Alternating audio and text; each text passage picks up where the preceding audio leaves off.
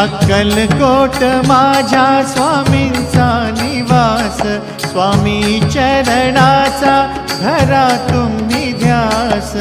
अक्कलकोट माझ्या स्वामींचा निवास, स्वामी चरणांचा धरा तुम्ही ध्यास। जारे जारे सारे स्वामी दर्शनाला, स्वामी पूजनाच्या सोहळ्याला, स्वामी पूजनाच्या सोहळ्याला।